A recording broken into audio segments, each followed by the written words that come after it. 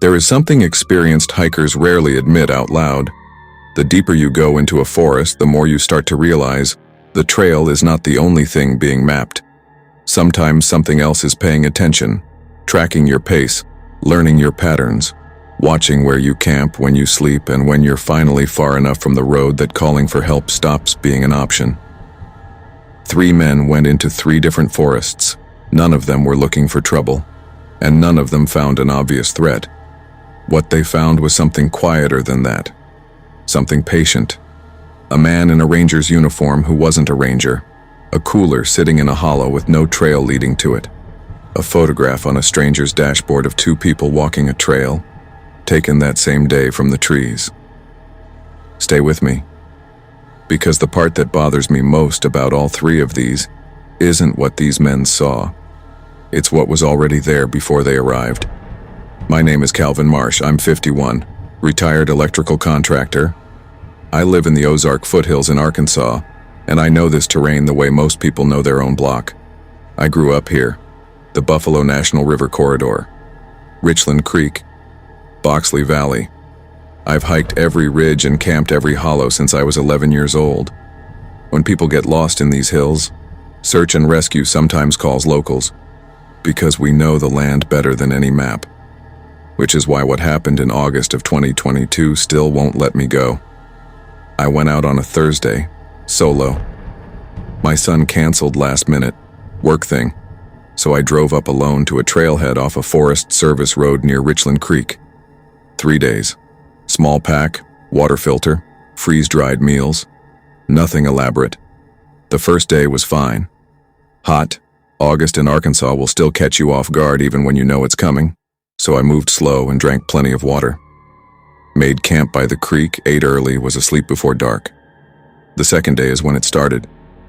I was on a ridge trail, maybe 2 hours from camp, when a man came around the bend heading the other direction.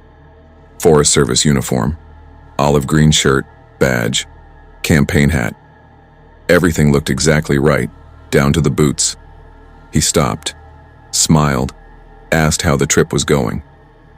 I've had this conversation with rangers out here dozens of times. It felt routine. I told him where I'd camped, where I was headed.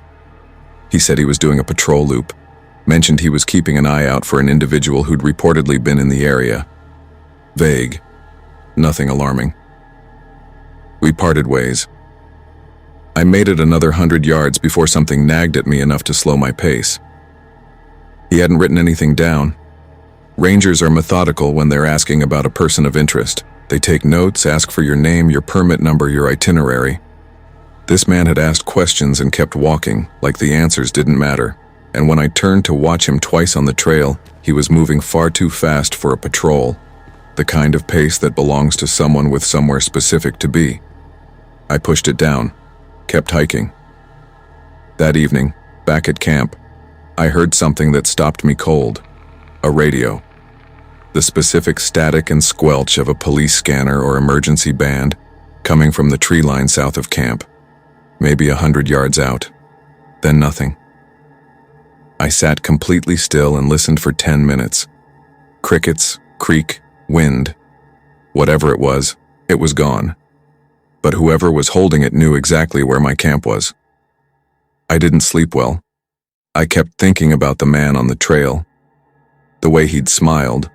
Nothing overtly wrong with it, but sometimes you register that something is off before your brain can tell you what it is, like a word that's almost spelled right. The third morning I started breaking camp earlier than planned. That's when I found it. Placed in the center of my tent's rain fly, balanced there, set there deliberately, was a small rock, about 2 inches across, smooth edges. Someone had been close enough to touch my tent while I was asleep. Not to cut it, not to disturb anything else, just to leave a mark. A quiet signal that said, I was here, right here, and you had no idea. I packed in 12 minutes. About a mile from the trailhead, footsteps came up behind me. Not running, walking at exactly my pace. Same rhythm, same interval. I didn't turn around. The trail bent sharply around a bluff. I stepped off the path into the trees and pressed myself against a trunk and waited. The ranger came around the corner. Same man, same uniform, same expression. That flat, neutral look that wasn't friendly or unfriendly, just controlled. He saw me standing off the trail. He stopped. He said, "Heading out?" I said I was. He said, "Good idea." Then he walked right past me and continued deeper into the forest, away from the trailhead, away from any road I knew of. When I got back to the parking lot, the same two vehicles that had been there when I arrived were still sitting there, unchanged, undisturbed. No vehicle belonging to the man I'd just watched disappear into the trees. When I had signal again, I called the Forest Service. I described the man, gave the date, the location, the uniform details. The woman on the line checked her records. Then she checked again. She told me there had been no patrol scheduled for that corridor that weekend, said there were only 2 rangers assigned to that area. I asked if she was certain. She said, both of them were off. There was no one out there. I've turned that over 100 times, and I still can't find an answer that makes me feel better. What I keep coming back to is this. He wasn't following me the way you'd expect a person to follow someone. Both times I encountered him, he was already positioned ahead of me on the trail. He knew where I was going before I arrived. A radio, a uniform nobody issued him, a rock placed on a tent in the dark, and the knowledge, quiet, patient, practiced, of exactly where a lone hiker would be, and when. Stay with me. Because the next story starts with something small. A pair of survey flags moved a foot to the left, and it takes a while before you understand what that means. You're watching Nightfall Narratives. If you're new here, subscribe. My name is Derek Hollis, I'm 47, and I've kept this secret from my wife for almost 3 years. When a back injury pulled me off a 12-year trucking career, I needed something to fill the silence differently. Hiking gave me that. Not the kind you post about. No hashtags. Just me, a thermos of bad coffee, and a trail most people hadn't bothered to find.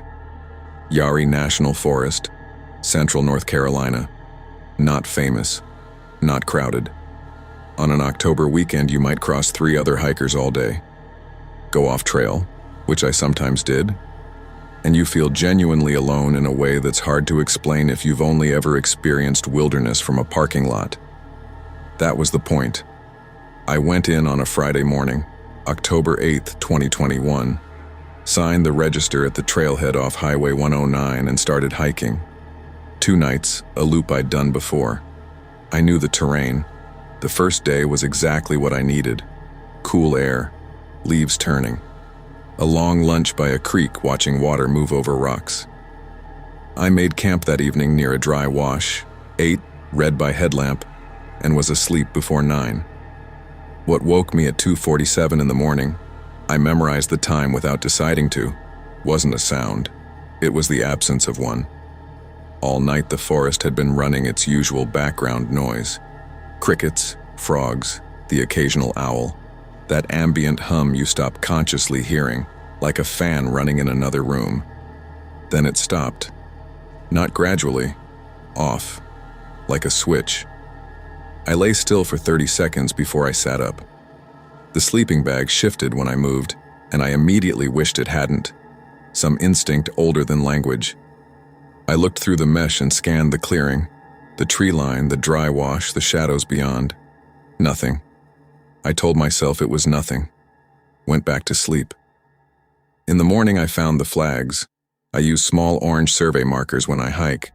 Wire stakes about 8 inches tall, planted at decision points so I can navigate back out.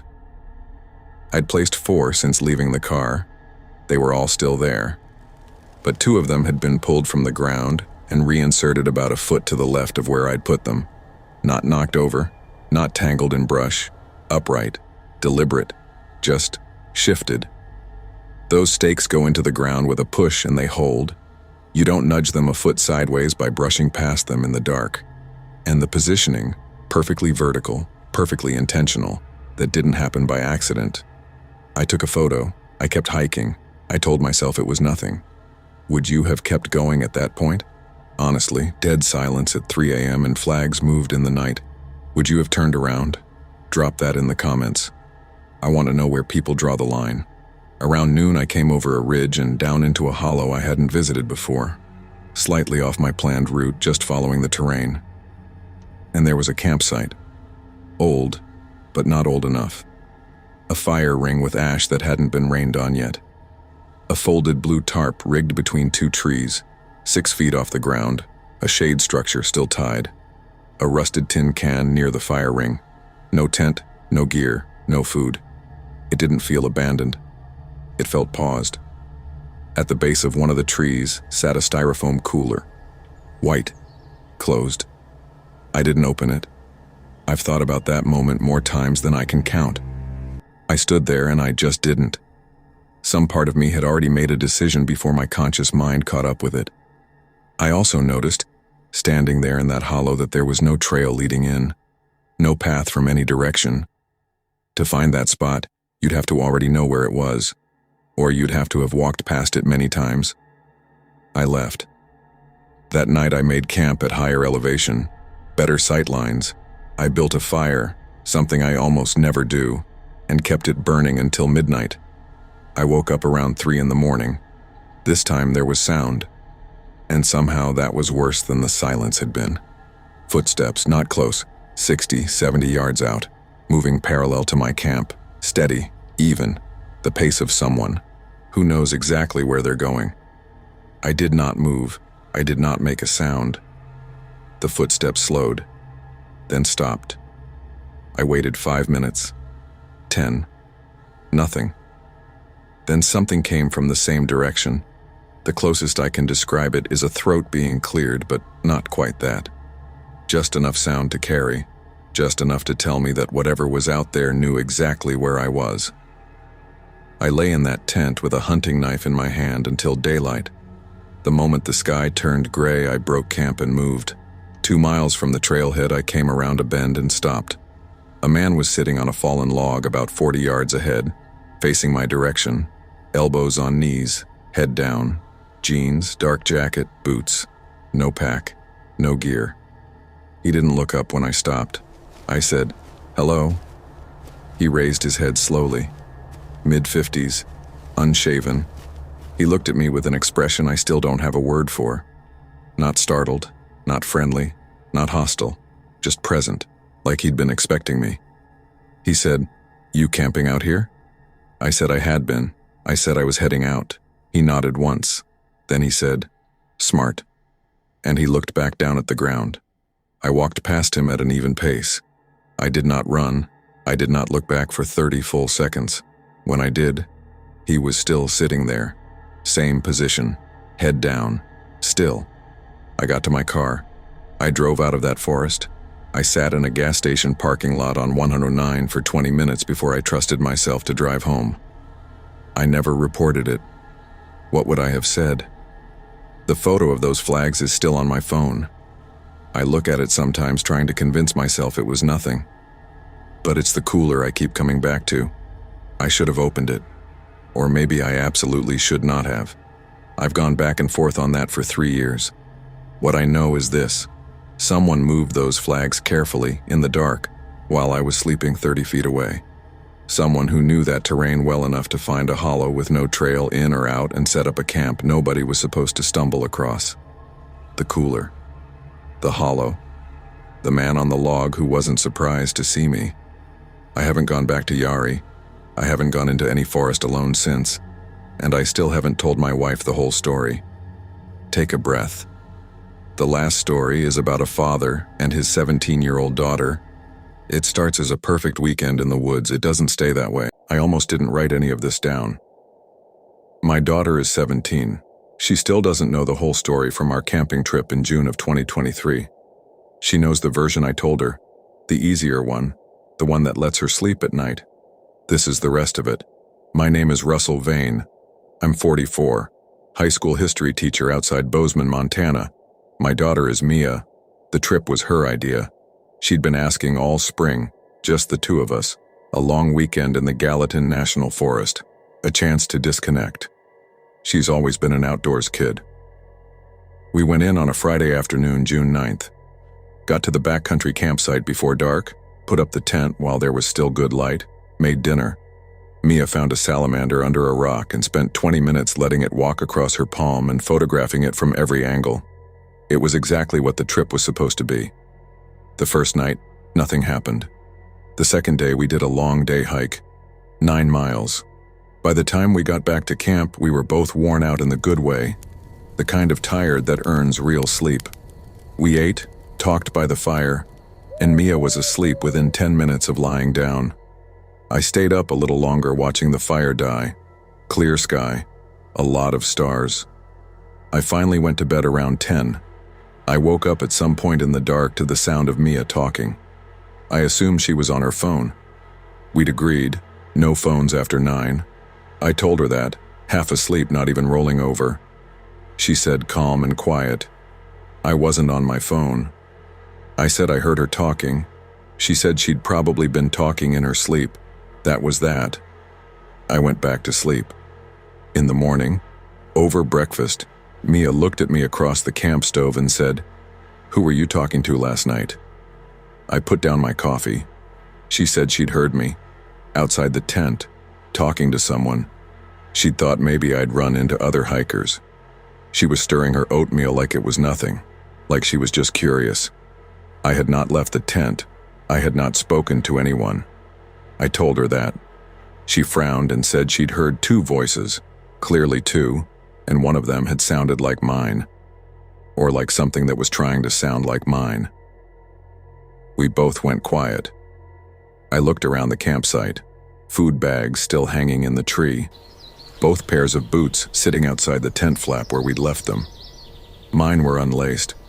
I always lace my boots before setting them outside. Always. It's habit, automatic, something I've done for years without thinking about it. I didn't say anything to Mia. We ate breakfast, packed up, and started the 6-mile hike out. The first 4 miles were beautiful. Good weather. Mia stopping to photograph wildflowers, setting the pace, relaxed and happy. I was almost able to talk myself out of the feeling that had been sitting in my chest since breakfast. About 2 miles from the trailhead, Mia grabbed my arm and stopped walking. She pointed off the trail into the trees. There was a man standing there, maybe 30 feet off the path, deep enough in the shadow that you'd miss him if you weren't already looking. Dark clothes, gray long-sleeve shirt, jeans, beard, no pack, no gear of any kind, just standing, completely still, watching us walk. I kept my voice level. I told Mia to keep walking. Same pace. Don't stop. She whispered, "Do you know him?" I said no. I moved myself between her and the tree line, slowly, without making it obvious. We kept walking. I didn't look back for 200 yards. When I finally did, the spot where he'd been standing was empty. Just trees and shadow and the space where a man had been. At the trailhead, there was a truck parked next to my car. It hadn't been there Friday when we arrived. Old truck, no plates, nothing in the bed, no camping gear, no cooler, no equipment. Not the kind of vehicle you drive to a trailhead to go into the wilderness. You park a truck like that when you don't plan to go far from the lot. I got Mia in the car first. Then I walked back and looked through the window, shielding the glare with my hand.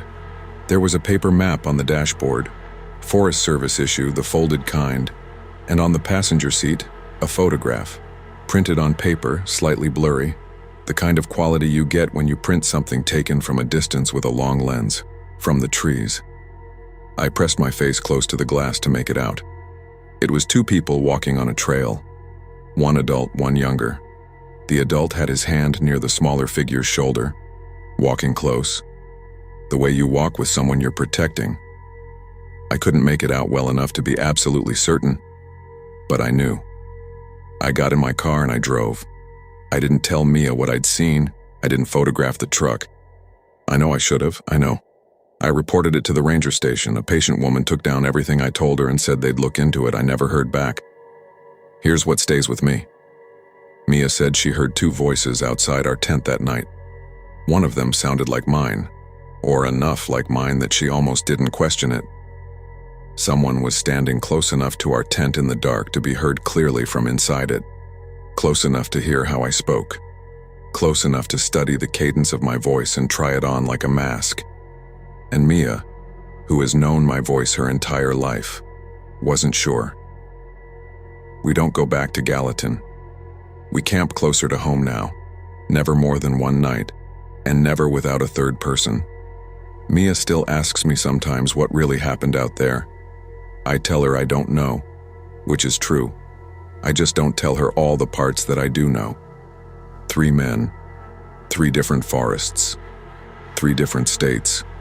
A man in a uniform nobody issued him, carrying a radio, moving through the wilderness like someone who had memorized every trail. A cooler sitting in a hollow with no path in or out, waiting for someone to return to it. A photograph on a stranger's dashboard of a father and his daughter, taken that same day from somewhere in the trees. None of these men were directly threatened. None of them were harmed. No law was clearly broken. Nothing that could be proven. And that's exactly what makes it impossible to shake. There's no villain you can name, no clean crime you can file. Just the slow, cold realization that out in those forests, someone was watching, learning, paying very careful attention. The uniform that fit too perfectly, the rock balanced on a tent in the middle of the night. The voice outside the tent that sounded almost exactly right. Almost. These stories don't leave you once you hear them. That feeling in your chest right now, that's not just unease. That's your instincts doing exactly what they're supposed to do. If something like this has ever happened to you out there, on a trail, at a campsite, in a forest that suddenly felt less empty than it should have, drop it in the comments. I read every single one. And if you want more stories like these, subscribe to Nightfall Narratives. New content goes up regularly. I promise. They only get harder to shake. Stay safe out there, because sometimes the most unsettling thing about the wilderness isn't what you can see. It's what was already there before you arrived.